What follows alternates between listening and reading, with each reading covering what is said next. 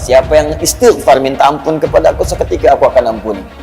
Maka siapa yang berdoa, malaikat akan mengatakan Allahumma amin istajib. Ya Allah, amin, kabulkan doanya, kabulkan doanya.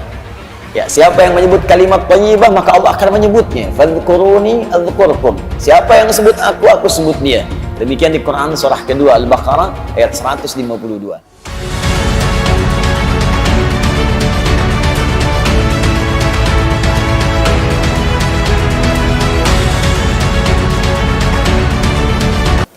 Di Fajar itu semua bacaan didengar dan disaksikan. Allah berfirman di Quran surah ke-17 Al-Isra ayat ke-78, wa Qur'anal fajr inna Qur'anal fajri kana mashhuda. Kalau kita mulai dari awal ayatnya, aqimis salata liduluki syamsi ila ghasaqil laili wa Qur'anal fajr inna Qur'anal fajri kana mashhuda. Tunaikan salat itu dengan benar dari mulai tergelincir matahari siang zuhur ila ghasaqil laili sampai malam isya, zuhur, asar, maghrib, isya. Wa Qur'anal fajr, tapi spesial untuk waktu subuh fajar, bukan sekedar salatnya, wawunya itu ataf ke salat, wa ataf diikutkan ke hukum salat, dan juga salat fajar. Tapi Allah spesialkan dengan bacaan Quran, wa Qur'an. Di waktu fajar itu bukan sekedar sholatnya yang penting, tapi semua bacaannya. Jadi ada Al-Quran, ada Quran. Kalau disebutkan Al-Quran berarti kalamullahu munazzal, kalamullahil munazzal, ya, firman Allah yang diturunkan ala Rasulil Mustafa Muhammadin, kepada Nabi Muhammad sallallahu alaihi wasallam, ya, minal Fatihati ila Nas, dari Al-Fatihah sampai dengan surah An-Nas, al-muta'abbad bitilawatihi, ya, al-muta'abbad bitilawatihi, yang beribadah melahirkan pahala saat kita kemudian bertilawah dengan dia. Jadi kalau pakai alif lam Al-Quran itu berarti firman Allah dari Al-Fatihah sampai dengan An-Nas. Tapi kalau tidak pakai alif lam, Quran itu semua jenis bacaan, istighfarnya, doanya, kalimat-kalimat thayyibahnya, sebutan-sebutan al-asmaul husnanya, tilawahnya, murajaahnya, semuanya. Nah, jadi semua yang kita bacakan spesial di waktu fajar itu langsung dipersaksikan oleh Allah Subhanahu wa taala. Bahkan kata Nabi di riwayat Muslim, tajtami'u malaikatul laili wan nahari fi waqtil fajr. Semua malaikat siang dan malam berkumpul di waktu fajar. Jadi kalau ada orang istighfar, maka malaikat akan mengatakan kepada Allah, Allahumma ighfir lahu, ya Allah ampuni dia. Maka Allah kemudian berfirman dalam salah satu hadis qudsi, ya, ghafartu lahu, man istaghfara li ghafartu lahu. Siapa yang istighfar minta ampun kepada aku, seketika aku akan ampuni. Maka siapa yang berdoa, malaikat akan mengatakan Allahumma amin istajib. Ya Allah, amin, kabulkan doanya, kabulkan doanya. Ya, siapa yang menyebut kalimat thayyibah, maka Allah akan menyebutnya. Fadhkuruni adzkurkum. Siapa yang sebut aku sebut dia. Demikian di Quran surah kedua Al-Baqarah ayat 152. Karena itu banyak orang yang ingin mengejar keutamaan fajar datang sebelum fajar. Nah, ini kita sudah lewat sedikit nih ya, untuk besok kita siapkan. Ya, fajar subuhnya misalnya 4:43, ada orang dari jam 4, dari jam 3, saking pengennya dapat keutamaan fajar, saking nggak pengen lewat. Ya, kan kalau di Al-Azhar diumumkan untuk besok, siapa yang datang ke sini setengah lima pas, 10 orang pertama dapat masing-masing 500.000. Ah, setengah 5. Kira-kira datang ke sini jam berapa? Jam 4, ya, jam 3, mabit tuh. Mabit dari sore bahkan udah penuh, kan? Untuk 500.000. Baik kan? Untuk 10 orang saja. Nah, ini Allah berikan semuanya yang terbaik untuk kita. Makanya di Quran itu ada orang yang mengejar bahkan sebelum fajar tiba. Waktu singkat sebelum fajar disebut sahar namanya. Ya, 20 menit, 30 menit sahar. Jamaknya ashar. Ada orang ngejar istighfar aja, pengen minta ampun sama Allah. Karena waktunya mustajab, dia merasa banyak dosa. Dan dia khawatir hari itu hari dia pulang untuk wafat kembali kepada Allah.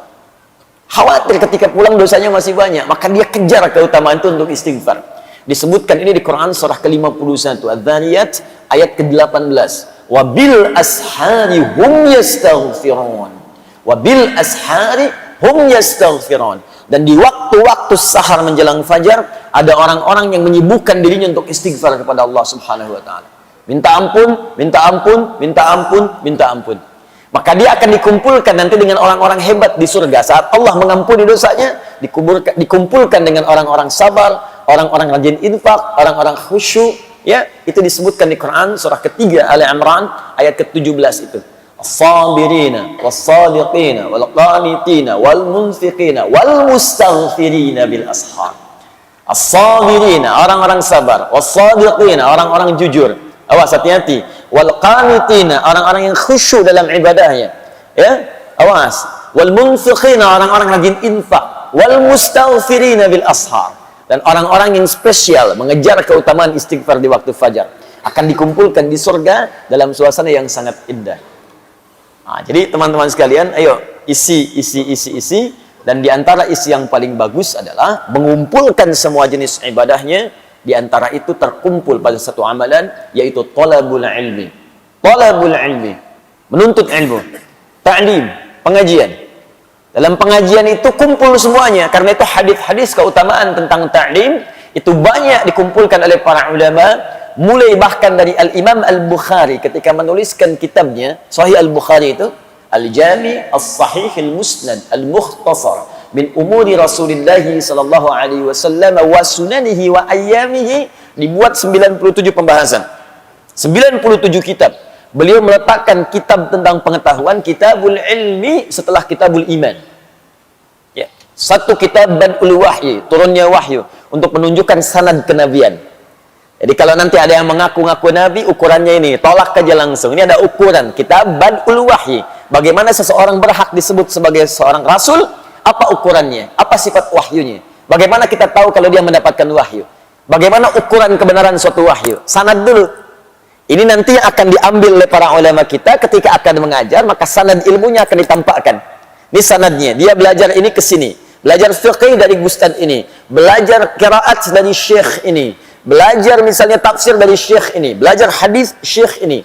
Maka umumnya ulama-ulama dulu itu akan menampilkan ijazah keilmuannya, sanad sebelum dia mengajarkan itu. Sehingga orang bisa yakin dengan apa yang akan ia peroleh. Imam Muslim langsung menyantumkan pembahasan sanad dalam jilid pertama dari 9 jilid Sahih Muslim. Jilid pertama halaman 119. Ya, beliau mengatakan babul isnadi minad din. Bab belajar sanad itu dari guru yang jelas supaya paham apa yang kemudian dipelajari dan disampaikan, itu bagian terpenting dalam agama. Sebab kalau kita menyampaikan sesuatu dari sumber yang salah, maka cara beragama pun akan keliru. Ya, kalau diurutkan, babul isnad minad din, bab belajar runtutan pengetahuan dengan sanad, itu bagian penting dari ad-din. Apa itu ad-din? Islam. Tahu dari mana ad-din Islam? Quran surah ketiga ayat 19. Inna ad-dina 'indallahil Islam. Apa di antara turunan Islam? Baca lagi hadis Muslim, nomor hadis yang ke-8.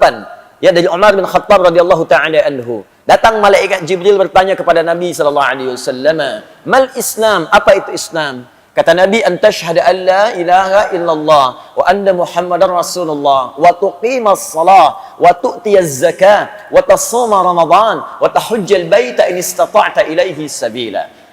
Syahadat bagian dari Islam. Awas, kalau kita belajar syahadat yang enggak benar, maka keislamannya pun bisa tidak sempurna. Salat bagian dari Islam. Kalau belajar salatnya tidak benar, maka salatnya pun tidak akan sempurna.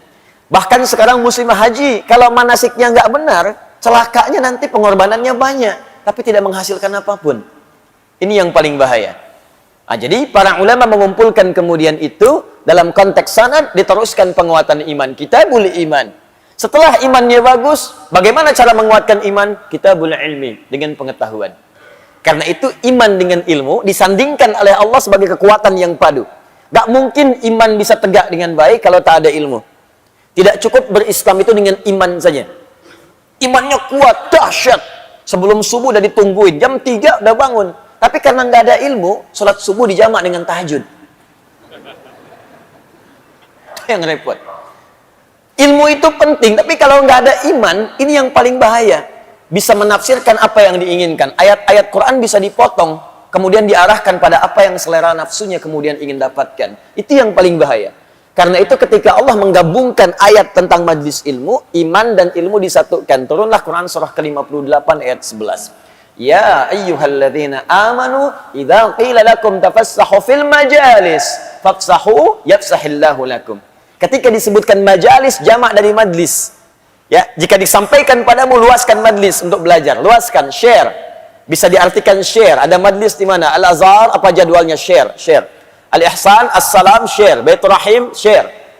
Ada yang kedua, kalau sudah masuk, lapangkan tempatnya. Yang belum dapat, berikan kesempatan. Kalau sudah penuh, duduk di tempat dia dapatkan. Tapi lihat ujung ayatnya. Ya rafa'illahu alladhina amanu minkum walladhina utul ilma darajat. Iman, ilmu. Allah akan angkat derajat orang yang punya iman. Jadi kalau ingin diangkat derajatnya oleh Allah, ada dua pilihan. Satu, meningkatkan iman. Bagaimana caranya? Kerjakan amal soleh. Karena itu kalimat iman dengan amal soleh disandingkan dalam Al-Quran. Quran surah ke-103. Wal asr. Innal insana lafi khusr. Illa alladhina amanu wa amilu salihat. Iman, amal soleh. Jadi kalau Anda ingin diangkat derajatnya oleh Allah, maka tiap hari coba kuatkan iman kita dengan mengerjakan amal soleh. Bagaimana caranya Ustaz? Lihat rinciannya di Al-Quran. Setiap menemukan kalimat iman, setelahnya pasti amal soleh. Pasti itu. Kalimat iman pertama Al-Baqarah ayat ketiga. Alladzina yu'minuna bil ghaib wa yuqimunas shalah. Setelah iman ada salat. Jadi kalau iman kita ingin dikuatkan oleh Allah, maka salatnya jaga. Karena itu kalimat penanda iman itu ketika kita mendengar suara azan saja panggilan salat, belum salatnya. Ya, awas cek ya. Ketika kita mendengar suara adzan saja, belum sholatnya, itu iman kita akan terpancar di jiwa. Di kata Al-Quran ya, kalau bahasa kitanya, kalau ingin mengecek iman kita masih ada atau tidak, ketika mendengar suara adzan dikumandangkan, kalimat Allahu Akbar, kalau dikumandangkan, ada getaran nggak di hati? Kalau masih ada, itu tandanya iman kita masih terbersit dalam jiwa. Masih ada. Tinggal iman itu kemudian diwujudkan dalam bentuk amalan. Itu dalilnya Quran surah ke-8 ayat kedua. Innamal mu'minuna alladzina idza dzukirallahu wajilat qulubuhum wa idza tuliyat 'alaihim ayatuhu zadatuhum imana wa 'ala rabbihim yatawakkalun. Tuh lihat kalimatnya. Innamal mu'minun, orang beriman itu ciri utamanya pakai adatul hasri, innama, pembatas. Yang punya iman itu dibatasi dengan ini nih. Jadi kalau tidak ada sifat ini dalam diri kita, patut dipertanyakan imannya masih ada nggak? Hati-hati, awas, hati-hati. Jadi kalau sifat ini tidak ada, ini yang paling rendah, yang paling minim. Jadi kalau yang ini pun tidak ditemukan, patut ditanya. Kalau tidak maksiat yang paling dalam sehingga menutup cahaya imannya, atau yang kedua, dia sudah mulai jauh dan sangat jauh dari Allah Subhanahu Wa Taala. Apa ciri pertamanya? Idza dzukirallahu wajilat qulubuhum. Jika disebutkan nama Allah, ada getaran dalam jiwanya. Dan 5 kali diuji oleh Allah. Supaya dari subuh sampai dengan isya, kita bisa ngecek imannya masih ada nggak? Baru bangun tidur dipanggil untuk menemukan iman kita masih ada nggak? Allahu Akbar, Allahu Akbar. Nyampe ke kita, di hati kita ada getaran. Sudah azan. Cepat siap-siap. Nah, kalau masih ada suara itu, iman itu masih ada. Nah, jaga itu, cepat respon. Cara menjaganya, cepat tunaikan sholatnya. Jangan banyak dikomentari lagi. Pak, sudah azan. Iya mah, tapi belum qomat. Nah, nanti imannya tidak naik tuh. Kalau kita mau naikkan, cepat respon itu. Kejar. Karena itu, tingkat terendah ini, kalau sudah tidak ada, apalagi meninggalkan itu yang bermasalah. Di hadis Abu Daud, nomor hadis 857, itu bahkan disebutkan sifat setan yang paling pertama, itu kalau dengar suara azan, dia lari terbirit-birit. Idza udzina fafarra syaitanu wa alaihi dhuratun. Kalau azan dikumandangkan maka setan akan lari. Lari sambil terbirit-birit. Kalau bahasa letterleknya, lari sambil terkentut-kentut. Ya, dhurat itu kentut. Maksudnya apa? Saking bencinya dengan suara azan, kalau azan ada baunya pun dia nggak mau cium. Syaitan lari. Nah, jadi kalau ada yang nggak senang dengan suara azan, nah itu patut ditanya. Saya nggak teruskan ya. Nah, nanti kalau diteruskan jadi tersangka saya di sini. Paham ya?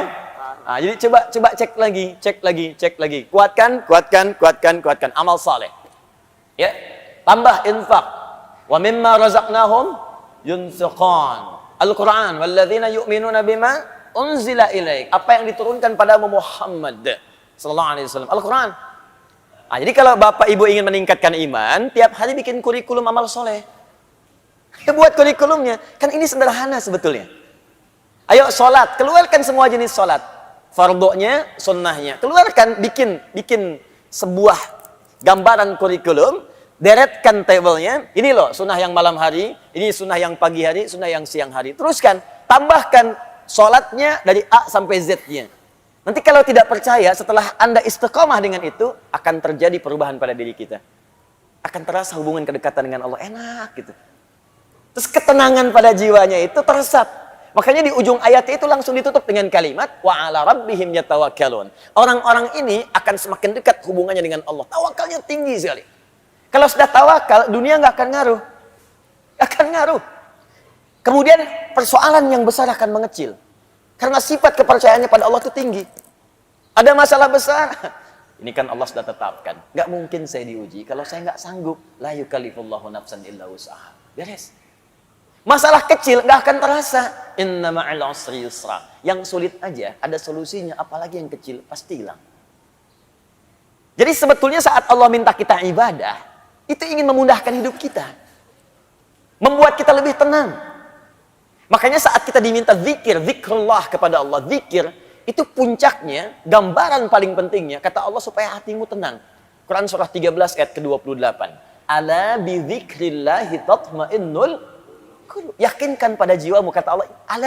Ala itu harful ikhbar wa taukid. Huruf untuk menyampaikan informasi dan meyakinkan. Ya, kata Allah, yakinkan pada jiwamu. Zikir itu manfaatnya kalau benar, hatimu tenang. Dan ketenangan itu sesuatu hal yang penting. Kaya tapi gelisah, atau miskin tapi tenang. Pilih mana? Nggak ada pilihan ketiga, nggak usah maksa. Penting kan tenang itu? Tenang itu solusi. Tenang itu kedamaian. Tenang itu ketentraman. Kata Allah, saya minta kamu zikir supaya tenang. Dan ternyata, zikir itu ketika digali lagi di Al-Quran, ya amal soleh itu. Salat itu zikir. Buka Quran surah ke-20 ayat ke-14. Innani anallahu la ilaha illa ana fa'budni wa aqimis salata li dzikri. Saya itu Allah, gak ada Tuhan yang layak disembah kecuali saya, kata Allah. Sembah saya. Bagaimana caranya ya Allah? Tunaikan salat dengan benar li dzikri, sebagai zikir kepadaku. Anda baca Al-Quran, amal saleh, zikir. Quran surah 15 ayat 9. Inna nahnu nazzalna dzikra wa inna lahu lahafizun. Kami turunkan Al-Quran sebagai zikir. Jadi kalau kita sedang baca Al-Quran, sedang zikir. Fungsi zikir untuk ketenangan. Makanya ketika Anda baca Quran, lebih tenang hati Anda. Coba deh ibu kalau sedang punya masalah. Dengan suami ada masalah. Dengan anak ada masalah. Daripada ibu mengeluh dan bikin status, nggak selesai masalah. Ternyata dia tidak seperti aku kira. Terus tungguin komen sampai maghrib. Capek. Mendingan puasa. Ambil wudhu, buka mushaf, ngadap kiblat, baca, tenang. Walaupun solusi belum datang, tapi ketenangan itu tiba. Menghafal Quran, zikir. Di Quran surah ke-54, ayat 17, ayat 22, ayat 32, ayat ke-40. Walaqad yassarnal Qur'ana lidzikr. Fahal mim muddakir. Kami sudah mudahkan Al-Quran untuk diingat, dihafalkan sebagai zikir. Makanya penghafal Quran ketika mengulang-ulang surah hafalan itu sedang zikir. Zikir. Zikir, zikir. Dan dilatih kita menghafal dari yang pendek-pendek. Mau tidur kan baca Mu'awwadhatis Salas. Al-Ikhlas, Al-Falaq, An-Nas. Itu zikir. Berdoa itu zikir. Makanya saat berdoa kan lebih tenang kan? Besok ada proyek tender, kita berdoa dulu. Walaupun tendernya belum ada, hati jadi tenang. Siang nanti mau ujian, sebelum ujian doa dulu. Ujiannya belum ada, tapi ketenangan itu datang. Makanya doa di Al-Quran disebut zikir. Quran surah ke-7 ayat 205. Wadhkur rabbaka fi nafsika tadarruan wa khifatan wa dunal jahri minal qaul. Ayo berdoa, kata Allah, zikir, sebut, minta padaku. Dalam jiwamu mohon dengan penuh kekhusyuan, minta. Tuh. Kalimat thayyibah dilatih pasca salat. Subhanallah, alhamdulillah, Allahu akbar, hadis Muslim. Nomor hadis 571. Zikir. Buka Quran surah ke-4 ayat 103. Fa idza qadaytumus salata fadhkurullah.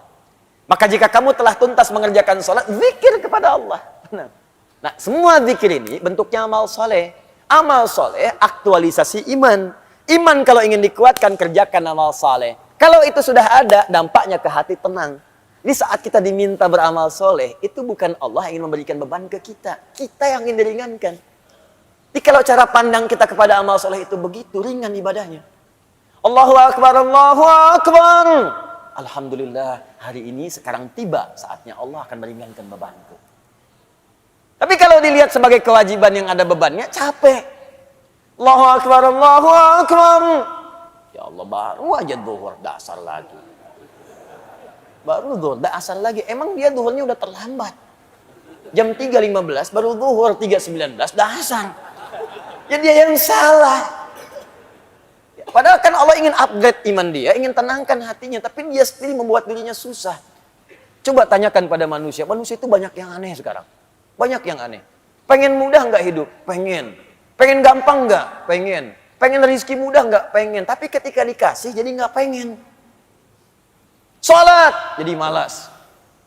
Kamu zakat ya, saya tambah 10 kali lipat, nggak dikerjain. Kamu infak ya, saya berikan 700 kali lipat, nggak diberikan. Giliran dunia yang nggak nyata diikutin. Riba online diikutin. Minjem, pinjol tuh pinjaman online. Begitu dipinjam, benjol.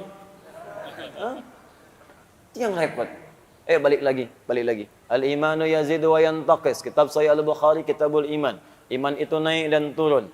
Awas yazidu bi ta'ah, akan naik dengan mengerjakan ketaatan amal soleh, wa yantaqis bil ma'siyah. Nah, untuk menentukan amal soleh yang benar, kita butuh ilmu. Karena itu orang yang menuntut pengetahuan Allah akan angkat pula derajatnya. Walladzina utul ilma darajat. Tapi tidak semua yang orang belajar itu bisa mengangkat imannya. Ada sebagian orang belajar justru meruntuhkan imannya. Ada orang belajar, ketika belajar dengan pelajaran yang salah, kemudian dia melakukan tindakan-tindakan yang justru mencederai imannya. Itu kejadian tuh. Bahkan ada orang-orang selepas Nabi wafat sallallahu alaihi wasallam, tiba-tiba mohon maaf saking salah belajarnya jadi ngaku nabi. Musailamah al-Kadzdzab. Banyak kan salah belajar jadi konslet. Banyak yang keliru. Dan celakanya sekarang banyak muncul lagi. Itu dia. Kalau Anda baca misalnya dalam hadis-hadis Nabi sallallahu alaihi wasallam di Al-Bukhari nomor hadis 4406. Hadisnya riwayat Abu Bakrah ya radhiyallahu taala anhu. Di hadis Muslim nomor hadis 1679. Ya.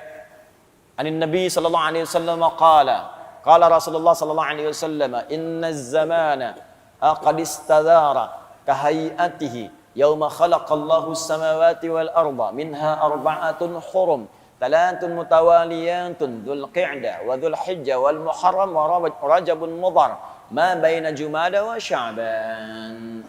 Inna az-zamana qad istadara ka hay'atihi." Sungguh waktu itu akan Allah putarkan terus seperti itu. Jadi maksudnya begini, ini ada dua pemahaman.